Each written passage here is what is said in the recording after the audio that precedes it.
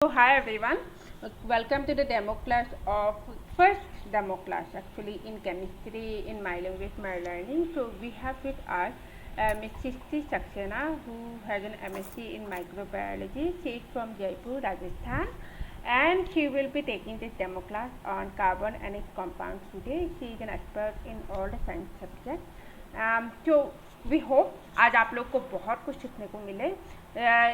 अगर आप क्लास 10 की नहीं हो फिर भी आप चिंता मत कीजिएगा, ये मैम इतना सिंप्लीफाई करके समझाएंगे ताकि आप लोग को समझ में आए और आप लोग जाके अपने दोस्तों को बता सकते हैं कि हमारे साइंस टीचर कैसे हैं. ठीक है. सो डेमो क्लासेस बेसिकली हम लोग इसलिए करते हैं ताकि आप लोग को समझ में आए कि किसकी मैम कैसे पढ़ाते हैं. फिर आप लोग अगर सब्सक्राइब किए हुए हैं तो उनके क्लास के लिए मतलब आप लोग रिक्वेस्ट भेज सकते हो. अगर नहीं किए हैं तो आप लोग सब्सक्राइब करने के बारे में सोच सकते हैं और अपने दोस्तों को ज़रूर बताइएगा हमारे प्लेटफॉर्म के बारे में. इस प्लेटफॉर्म के बारे में हम लोग at length at the end of the class discuss करेंगे. आप लोग के मन में अगर कुछ सवाल है तो आप लोग लास्ट में पूछ सकते हैं. तो अभी सिस्टी you can lead the session on carbon and its compound. Welcome aboard. Okay, good morning, student. So I am Srishti Saxena. I basically belongs from Jaipur, Rajasthan, and I am a microbiologist. Fine. So let us get straight to our class. हमारा topic है आज का carbon and its compound. If you are in class 10th तो ये आपके लिए the most difficult topic होने वाला है. If you are in someone from 7th 8th 9th आप समझिएगा कि जब आप 10th में आएंगे तो दिस टॉपिक आपको कहीं ना कुछ प्रॉब्लम देगा. सो बेसिकली आज हम उस टॉपिक को बहुत सिंप्लीफाई करके पढ़ेंगे सो दैट हमें आगे जाके कोई प्रॉब्लम ना हो. Okay. So, the chapter name is Carbon and its Compound. इसमें हम कार्बन के बारे में पढ़ेंगे और उसके कुछ कंपाउंड्स के बारे में पढ़ेंगे. Let me ask you the first question. What do you think is carbon? Any student किसी को पता है कार्बन क्या है? बहुत बेसिक क्वेश्चन है. कार्बन सबने सुना है, सबको उसका नाम पता है. I'm just asking what is carbon?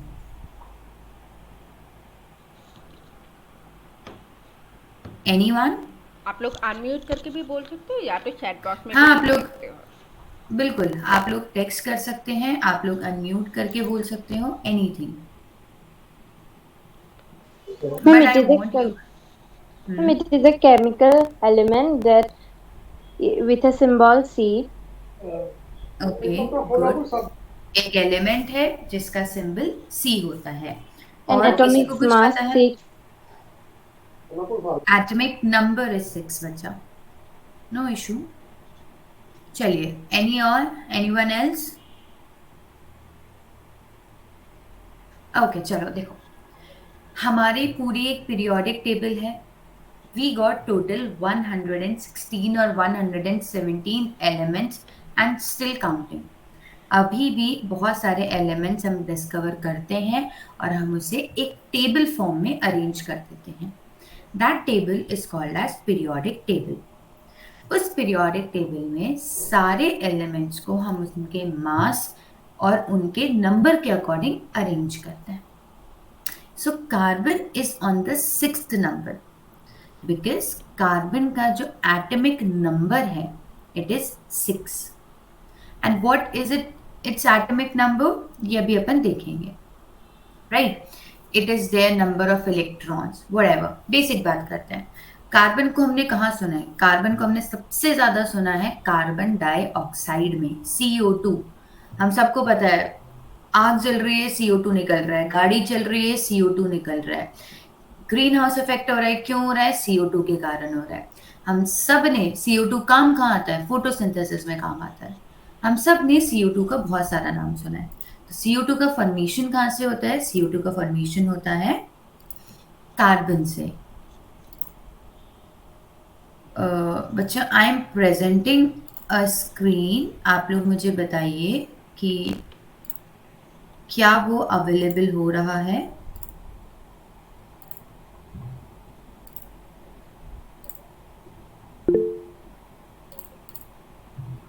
I am presenting it.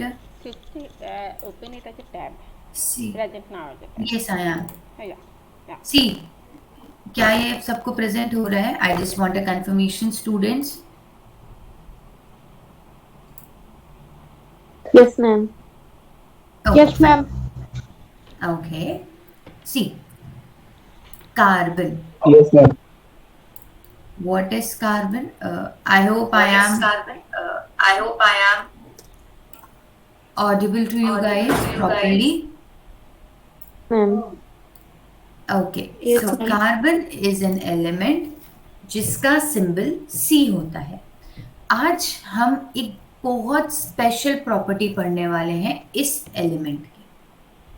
Carbon कोई भी ऐसा वैसा एलिमेंट नहीं है. Carbon is one of the most important element हमारी पूरी टेबल में.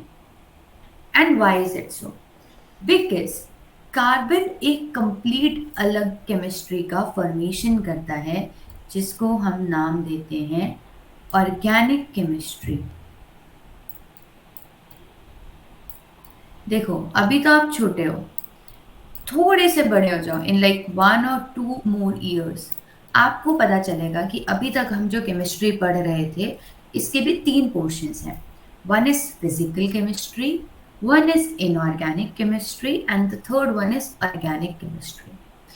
फिजिकल केमिस्ट्री में हम कंपाउंड्स के स्ट्रक्चर्स के बारे में पढ़ते हैं. इनऑर्गेनिक केमिस्ट्री में हम, जो मैं आपको पीरियोडिक टेबल बता रही हूँ, हम उस पीरियोडिक टेबल के बारे में पढ़ते हैं. और ऑर्गेनिक केमिस्ट्री में हम सिर्फ और सिर्फ इस कार्बन के बारे में पढ़ते हैं. तो कुड यू गाइस इमेजिन ये कार्बन एलिमेंट कितना इम्पोर्टेंट है और कितना डाइवर्स है, कितना वास्ट है, कि पूरी ये केमिस्ट्री की फील्ड है इस कार्बन के ऊपर. तो इसके अंदर कुछ ना कुछ तो स्पेशल बात होगी कि ये इसीलिए हमारी इतनी इम्पोर्टेंट फील्ड है, राइट? तो देखते हैं वो क्या है. देखो, लेट मी रब दिस. आप सबको पता है कि जो भी हमारे पास एटम्स होते हैं, उन एटम्स के अंदर इलेक्ट्रॉन्स, प्रोटॉन्स और न्यूट्रॉन्स प्रेजेंट होते हैं. कोई भी एक एलिमेंट होगा, सपोज इट इज कार्बन, या आप ऑक्सीजन की बात कर लो, नाइट्रोजन की बात कर लो. अच्छा, कोई स्टूडेंट मुझे कुछ एलिमेंट्स के नाम बता सकता है वन बाय वन? आप जितने भी स्टूडेंट्स हो, आई वांट कि सब मुझे किसी ना किसी एलिमेंट का नाम बताओ.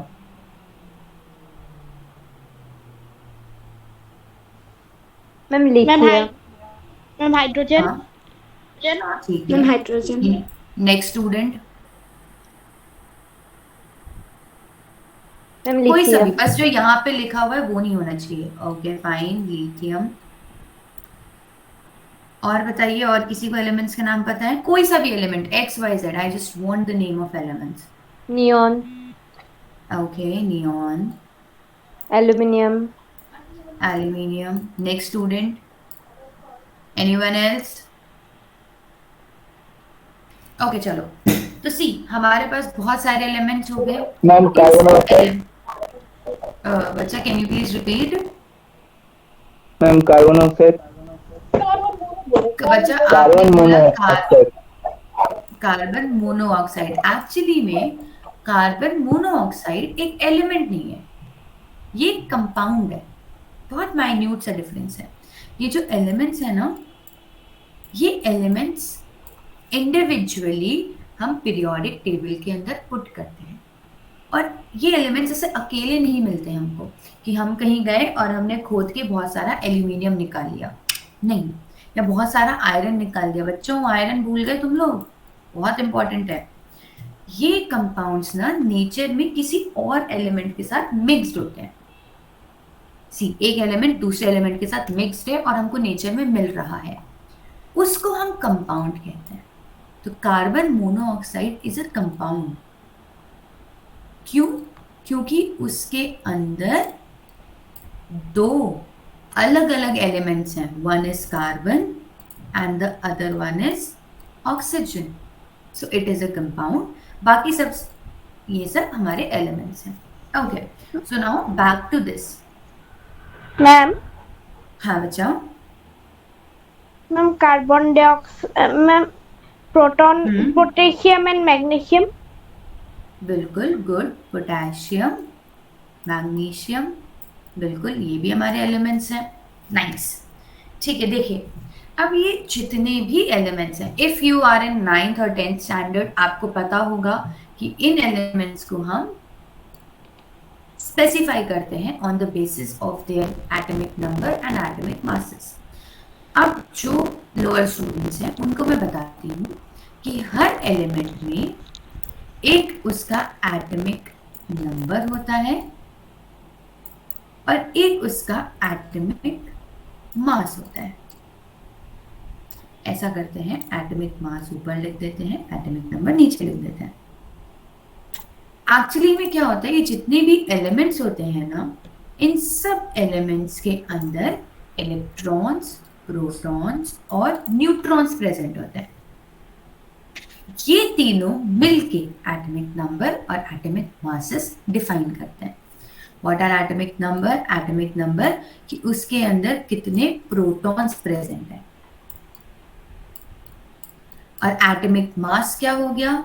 Number of protons plus number of neutrons. Okay, atomic number क्या है? कितने नंबर ऑफ प्रोटॉन्स प्रेजेंट हैं, और एटॉमिक मास क्या है? Atomic mass is number of protons plus number of neutrons. अब आज के लिए हम सारी चीजें सिर्फ और सिर्फ कार्बन बेस्ड करेंगे।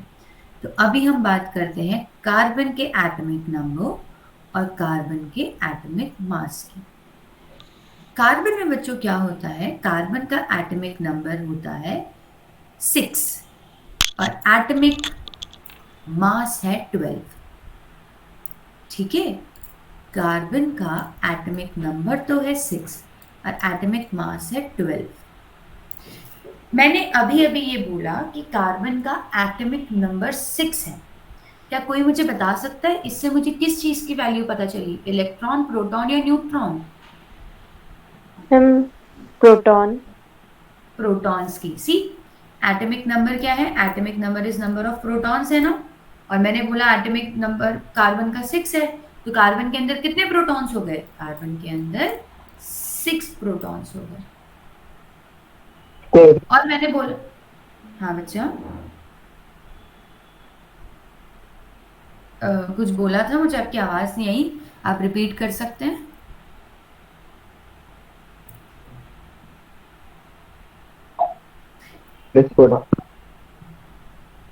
क्या बाकी बच्चों को उनकी आवाज आ रही है? तो कोई मुझे उनका मैसेज कन्वे कर देगा।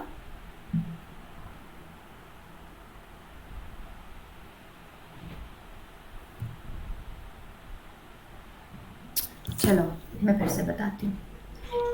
कार्बन का एटॉमिक नंबर है 6, यानी कि इसके नंबर ऑफ प्रोटॉन्स कितने हो गए? 6। और मैंने बोला कि कार्बन का एटॉमिक मास है 12। अच्छा, अब देखो एटॉमिक मास क्या है? Number of protons plus number of neutrons which is 12। अभी अभी मुझे पता चला है कि इसके अंदर 6 प्रोटॉन्स हैं। Number of protons are 6, number of neutrons हमको पता नहीं है, और नंबर टोटल एटॉमिक मास उसका 12 है। तो मुझे कौन सा बच्चा बताएगा कि इसका नंबर ऑफ न्यूट्रॉन्स कितने हैं इसमें? 6। n की वैल्यू कितनी है? गुड, 6। सिंपल है, 6 को हम इधर ले गए, हमने 12 - 6 कर दिया, तो हमें नंबर ऑफ न्यूट्रॉन्स की वैल्यू आ गई 6। तो अभी हमको क्या पता चला? अभी हमको ये पता चला कि कार्बन में नंबर ऑफ प्रोटॉन्स हैं 6, नंबर ऑफ न्यूट्रॉन्स हैं 6, और कार्बन में मतलब हर एलिमेंट में जितने प्रोटॉन्स होते हैं, मतलब जितने नंबर ऑफ प्रोटॉन्स होते हैं उतने ही नंबर ऑफ इलेक्ट्रॉन्स भी होते हैं। तो अगर नंबर ऑफ प्रोटॉन 6 है तो नंबर ऑफ इलेक्ट्रॉन्स भी हो गए 6। ठीक है, और हमने इसका देख लिया, एटॉमिक नंबर 6 है, मास नंबर 12 है। इतना तो हमने कार्बन के बारे में पढ़ लिया। अब जो नेक्स्ट चीज हम कार्बन के बारे में पढ़ेंगे वो है उसका इलेक्ट्रॉनिक कॉन्फ़िगरेशन। क्या कोई ऐसा बच्चा है जिसने इसका नाम आज तक नहीं सुना? तो प्लीज लेट मी नो, मैं फिर इसको थोड़ा सा डिटेल में एक्सप्लेन कर देती हूँ। क्या किसी ने इलेक्ट्रॉनिक कॉन्फ़िगरेशन का नाम नहीं सुना है?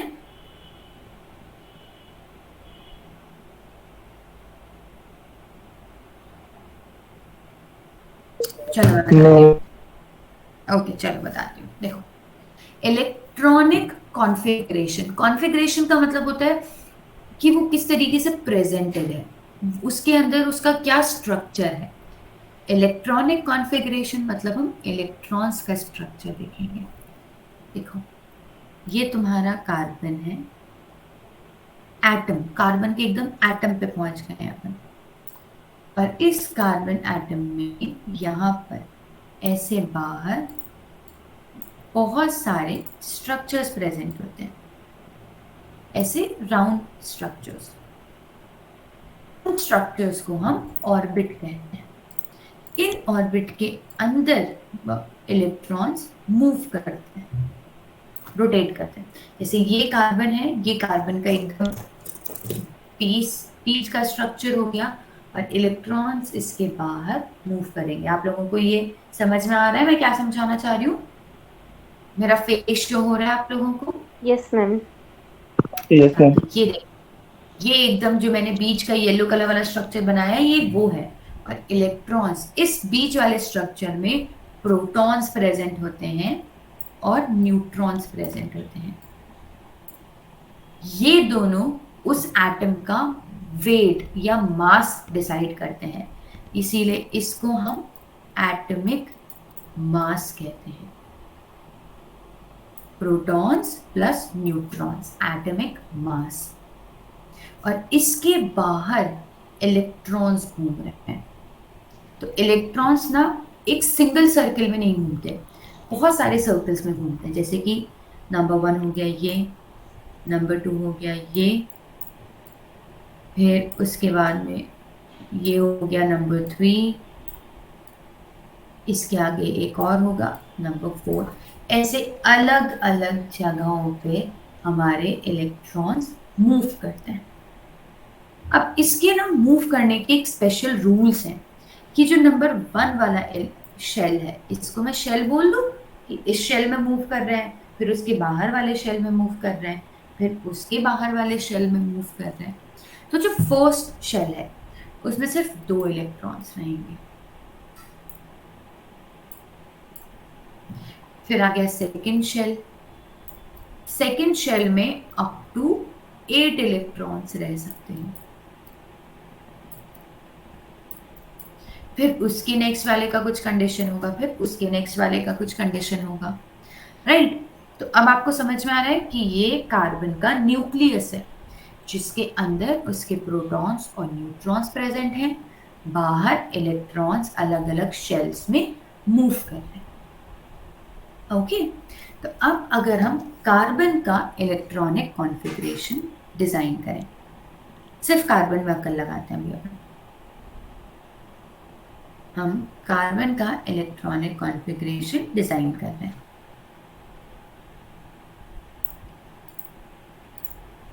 मैंने क्या बोला? कार्बन के अंदर 6 इलेक्ट्रॉन्स है, राइट?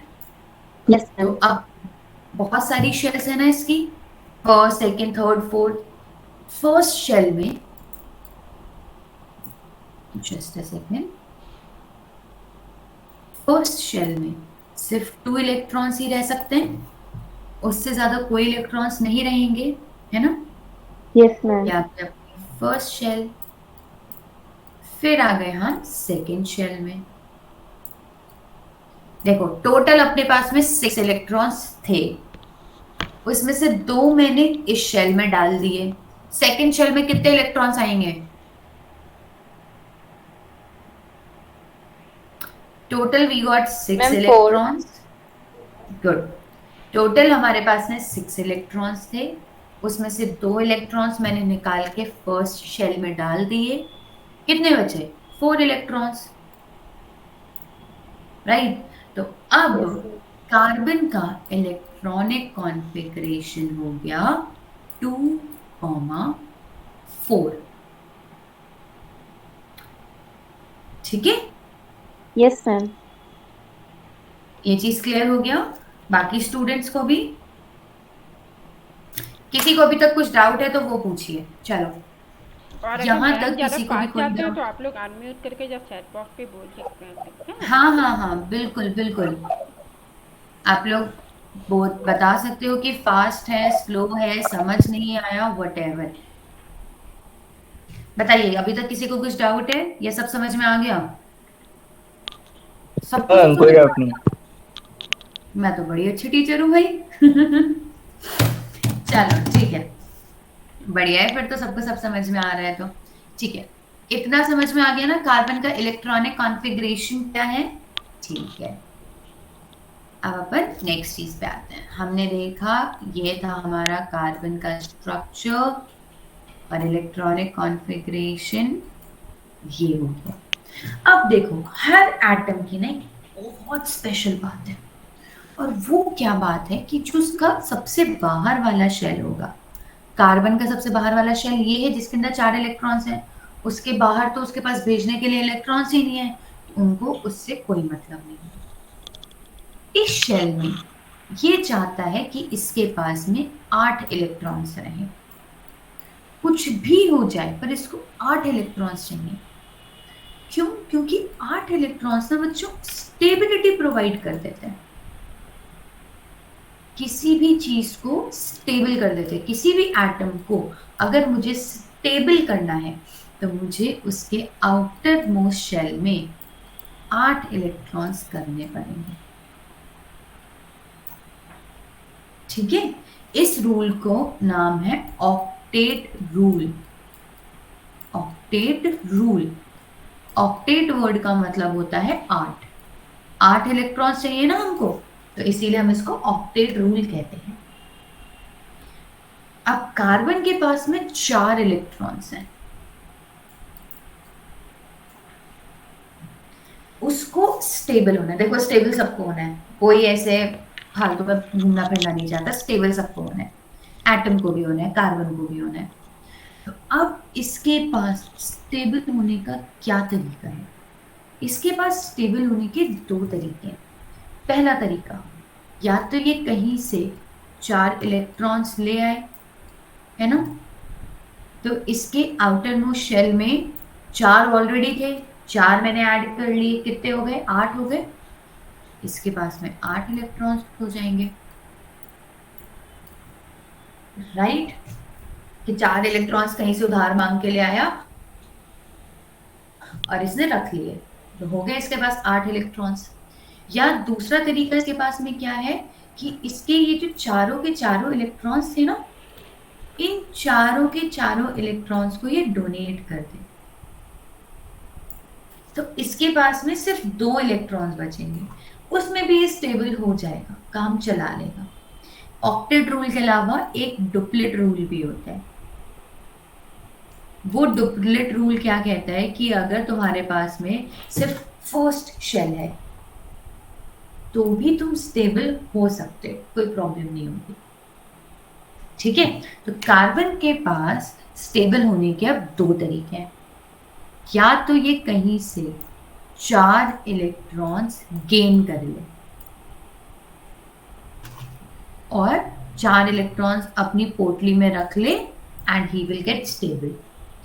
या फिर ये क्या करे, ये 4 इलेक्ट्रॉन्स को डोनेट कर दे, तो भी ये स्टेबल हो जाएगा। ठीक है, लेकिन अब प्रॉब्लम क्या है? प्रॉब्लम ये होती है कि 4 इलेक्ट्रॉन्स को डोनेट करना और 4 इलेक्ट्रॉन्स को गेन करना बहुत डिफिकल्ट टास्क हो जाता है, बहुत ज़्यादा डिफिकल्ट टास्क हो जाता है। क्योंकि अपन ने क्या सुना है? अपन ने सुना है कि अगर हम एक इलेक्ट्रॉन को लाइक एक दूसरे से रिपेल करते हैं ना, अपन नॉर्थ पोल ले आएंगे मैग्नेट का तो वो चिपकेंगे नहीं, दूर चले जाएंगे। अगर अपन साउथ पोल ले आएंगे वो भी दूर चले जाएंगे। सेम चीज इलेक्ट्रॉन्स और प्रोटॉन्स में होती है। इलेक्ट्रॉन एक दूसरे से दूर जाते हैं, रिपेल करते हैं। प्रोटॉन एक दूसरे से दूर जाते हैं, रिपेल करते हैं। पर इलेक्ट्रॉन प्रोटॉन चिपक जाता है। ठीक है, तो यहाँ पर अगर मैं 4 इलेक्ट्रॉन्स गेन कर लूंगी तो मेरे पास बहुत सारे इलेक्ट्रॉन्स हो जाएंगे जो एक दूसरे को रिपेल करेंगे और स्टेबल होने की जगह वो अनस्टेबल हो गया। अगर मैं इलेक्ट्रॉन्स डोनेट कर दूंगी तो प्रोटॉन इलेक्ट्रॉन ने जो अच्छे से प्यार से अंडरस्टैंडिंग से बॉन्ड बनाया था वो बॉन्ड नहीं बचेगा। तो 4 इलेक्ट्रॉन्स डोनेट करना और 4 इलेक्ट्रॉन्स गेन करना बहुत डिफिकल्ट टास्क है। तो कार्बन ने ना बीच का रास्ता निकाला। कार्बन ने भरोसा किया है शेयरिंग पे कि भैया अपन तो शेयर करके काम चला लेंगे। वो क्या करता है, वो एलिमेंट्स को कहता है कि देखो मेरे पास आओ, मेरे साथ बॉन्ड बनाओ, मैं तुमसे इलेक्ट्रॉन नहीं लूंगा, तुमको इलेक्ट्रॉन दूंगा भी नहीं, अपन अपने इलेक्ट्रॉन्स शेयर करेंगे। ठीक है, जैसे हेलो, कार्बन के पास आउटर मोस्ट शेल में 4 इलेक्ट्रॉन्स थे ना, फर्स्ट फ्लोर ये मैं क्रॉस से इलेक्ट्रॉन्स बना ली। ऑफिस मीटिंग में रख। ठीक है, अब इसने बोला सपोज हाइड्रोजन को कि यार आ जाना बॉन्ड बना लेना प्लीज। ठीक है, हाइड्रोजन आ गया, हाइड्रोजन अपने इलेक्ट्रॉन्स लेकर आया, ये रहे हाइड्रोजन के इलेक्ट्रॉन्स, ये ना हाइड्रोजन का, हाइड्रोजन के पास में एक ही इलेक्ट्रॉन होता है। अब इन्होंने क्या किया, इन्होंने कहा कि अपन इलेक्ट्रॉन्स शेयर करेंगे।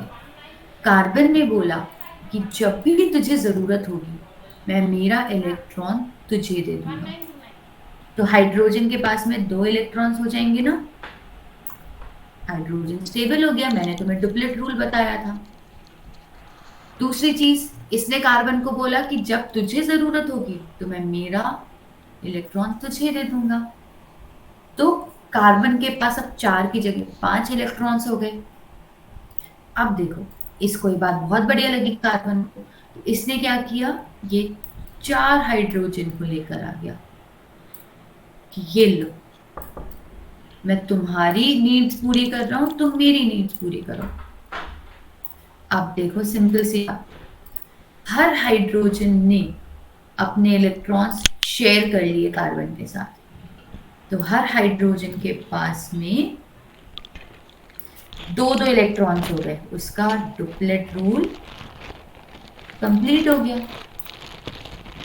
और कार्बन के पास में भी देखो, काउंट करके बताओ कितने इलेक्ट्रॉन्स हो गए,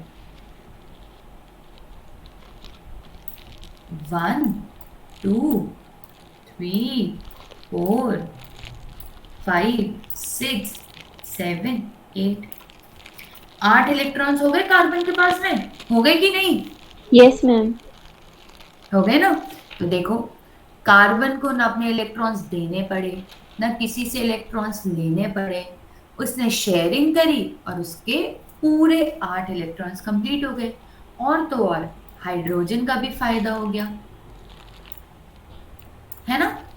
Yes, तो ma'am. हाइड्रोजन को ये बात बहुत बढ़िया लगी और नेचर में क्या होने लगा, कार्बन और हाइड्रोजन के बीच में बहुत बॉन्ड्स बनने लगे और उस कारण एक कंप्लीट केमिस्ट्री का फॉर्मेशन हो गया, जिसको हमने बोला ऑर्गेनिक केमिस्ट्री। मैंने क्लास के स्टार्टिंग में तुम लोगों को बताया था ऑर्गेनिक केमिस्ट्री के बारे में। अब पता चला ऑर्गेनिक केमिस्ट्री में क्या है। ऑर्गेनिक केमिस्ट्री में तुम बच्चे कार्बन और हाइड्रोजन के बॉन्ड्स पढ़ोगे। कार्बन और हाइड्रोजन के कारण बहुत सारे बॉन्ड्स बन सकते हैं और उस सब की स्टडी को हम ऑर्गेनिक केमिस्ट्री कहते हैं। तुमको पता है तुम्हारी पूरी बॉडी में से आई गेस 90% सिर्फ और सिर्फ कार्बन है। इतना कार्बन प्रेजेंट है अपनी बॉडी के अंदर। तो समझ में आया कार्बन और हाइड्रोजन कितने इंपॉर्टेंट हैं। तो कार्बन की एक बहुत अच्छी प्रॉपर्टी क्या हो गई, शेयरिंग ऑफ इलेक्ट्रॉन्स। ये इलेक्ट्रॉन्स को शेयर करता है और अपने बॉन्ड्स बनाता जाता है। जैसे अब एक और चीज सुनो, चलो उससे पहले एक और चीज सुनो। कार्बन के पास में एक बहुत स्पेशल प्रॉपर्टी और है, जिस प्रॉपर्टी का नाम है catenation property. Catenation property, what does this property means? Catenation word का मतलब होता है एक का एक से बॉन्ड करना। मतलब एक कार्बन दूसरे कार्बन के साथ बॉन्ड बना रहे, इसको हम कैटिनेशन बोलेंगे। कार्बन जैसे आप सबने सुना होगा O2 होता है, O2 का नाम सुना है, oxygen gas. Yes, ma'am. Oxygen ने भी यहाँ पे क्या किया है, ऑक्सीजन ने दूसरी ऑक्सीजन के साथ में बॉन्ड बनाया है, ठीक है, ये भी कैटिनेशन प्रॉपर्टी हो गई। लेकिन कार्बन के अंदर बहुत ज्यादा कैपेसिटी होती है कैटिनेशन प्रॉपर्टी की। कार्बन दूसरे कार्बन के साथ सिर्फ एक बॉन्ड बना सकता है, कार्बन दूसरे कार्बन के साथ 2 बॉन्ड्स बना सकता है, कार्बन दूसरे कार्बन के साथ 3 बॉन्ड्स भी बना सकता है। तो कार्बन की बहुत स्पेशल बात क्या है कि कार्बन दूसरे कार्बन के साथ में बहुत सारे बॉन्ड बनाएगा, और देखो ऐसे लंबा स्ट्रक्चर बनता जाता है और बहुत कॉम्प्लेक्स कंपाउंड्स बन जाते हैं। देखो यहाँ पे क्या हुआ है, यहाँ पे कार्बन और कार्बन के बीच में कितने बॉन्ड्स हैं, फटाफट बताओ। देखो मैंने कितना बनाया है, एक डंडी खींचिए ना, I just make only 1 line. बिल्कुल, यहाँ पे इनके बीच में 1 बॉन्ड है। यहाँ पे कार्बन कार्बन के बीच में कितने बॉन्ड्स हैं, यहाँ पर कार्बन कार्बन के बीच में 2 बॉन्ड्स हैं। देखो एक ये, और यहाँ पर 3 बॉन्ड्स आ गए,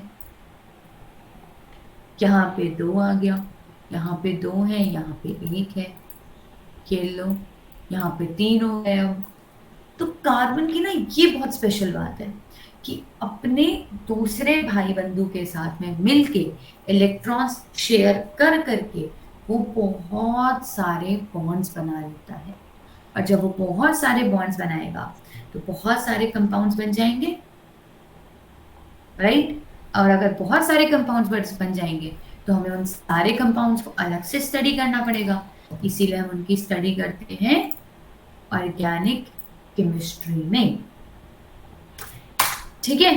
तो आज अपन ने क्या किया, मैं स्क्रीन शेयरिंग स्टॉप कर रही हूँ, मैम ठीक है। हाँ बचाओ। मैम मतलब सिर्फ कार्बन एटम ही क्यों इतना ज्यादा बॉन्डिंग कर सकता है, अलग एटम एलिमेंट क्यों नहीं कर सकता है? उसका सबसे ज्यादा बड़ा रीजन ये है कि कार्बन में एक तो 4 इलेक्ट्रॉन्स हैं, तो उसको 4 लोग चाहिए शेयर करने के लिए, ठीक है। सबसे Yes, पहली ma'am. चीज तो उसके पास 4 अलग अलग ऑप्शंस है शेयरिंग के। हम्म, दूसरी चीज, अब ये तो बहुत सारों के पास में हो सकता है, हाँ दूसरी चीज क्या है कि कार्बन का जो साइज है ना, कार्बन Yes, का ma'am. साइज बहुत परफेक्ट है बॉन्ड बनाने के लिए। अब देखो हम्म, एक मॉडरेट साइज के 2 कंपाउंड्स हैं, इन 2 के बीच में बॉन्ड्स बनाना इजी है ना, यस मैम। लेकिन अगर उसकी जगह मैंने 2 इतने बड़े बड़े ऑब्जेक्ट्स ले लिए, इनके बीच में आप लोगों को दिख रहे हैं ये, हाँ मैम। अगर मैंने 2 बहुत बड़े बड़े ऑब्जेक्ट्स ले लिए तो उन 2 बड़े ऑब्जेक्ट्स के बीच में बॉन्डिंग होना, बॉन्ड बनना डिफिकल्ट हो जाएगा, यस मैम। ठीक है। बॉन्ड कब बनेगा, इमेजिन करो आपको किसी का हाथ पकड़ के ऐसे चलना है, तो आपको सबसे बेस्ट तरीका क्या होगा, कोई आपके ही साइज का इंसान हो, उसके साथ अपन इजीली हाथ पकड़ के चल सकते हैं। Yes ma'am. अगर कोई बहुत छोटा बच्चा होगा तो उसका हाथ छोटा सा होगा, आपको उसका हाथ पकड़ने में प्रॉब्लम आएगा। कोई बहुत बड़ा सा मोटा सा इंसान होगा तो आपका हाथ नीचे रह जाएगा, उस इंसान का हाथ ऊपर आ जाएगा, है ना। मतलब बेसिकली बॉन्ड इतना परफेक्ट नहीं बन पाएगा। कार्बन के साथ बेस्ट बात क्या है कि कार्बन का साइज एकदम परफेक्ट और एकदम मॉडरेट साइज है, तो इस कारण वो बहुत अच्छे से दूसरे कार्बन के साथ बॉन्ड कर सकता है। Okay ma'am. ऑक्सीजन के पास में भी ये ऑप्शन है, लेकिन ऑक्सीजन सिर्फ 2 बॉन्ड बना सकता है, इसीलिए उसके पास इतने ऑप्शंस नहीं बचते। कार्बन 4 बना सकता है, मैक्सिमम नंबर ऑफ बॉन्ड्स है जो कोई भी कंपाउंड बना सकता है, इसीलिए कार्बन के पास ये प्रॉपर्टी है। Okay ma'am, thank you. You're welcome। तो देखो आज अपन ने 2 चीजें पढ़ी। एक अपन ने पढ़ा कि बहुत सारी चीजें पढ़ी वैसे अपन ने, कि कार्बन का एटॉमिक नंबर क्या है, कार्बन का एटॉमिक मास क्या है, उसका इलेक्ट्रॉनिक कॉन्फ़िगरेशन क्या है, इलेक्ट्रॉन्स कैसे प्रेजेंट होते हैं, वो कितने बॉन्ड्स बनाता है, और सबसे इंपॉर्टेंट 2 प्रॉपर्टीज कि कार्बन बॉन्ड्स को शेयर करके बनाता है, नंबर 1। नंबर 2, कार्बन में कैटेनेशन प्रॉपर्टी है, वो बहुत सारे एलिमेंट्स के साथ मिलके, मतलब सॉरी, अपने कार्बन के बहुत सारे एटम्स के साथ मिलके बॉन्ड्स बना सकता है, राइट? Yes ma'am. ठीक है, और बच्चों बताओ किसी को और कुछ कंफ्यूजन?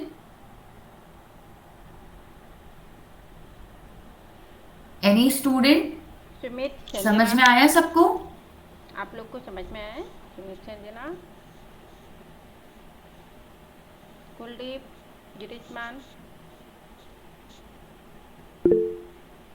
हाँ, संजना का रिप्लाई ओके, हाँ आई गॉट रिप्लाई। कुलदीप, ज्योतिषमान, आप लोगों को समझ में आया? Okay good. किसी को कुछ कंफ्यूजन है? No, ma'am. ओके ठीक है, तो अब मैं प्रियम मैम को हैंड ओवर कर दूं।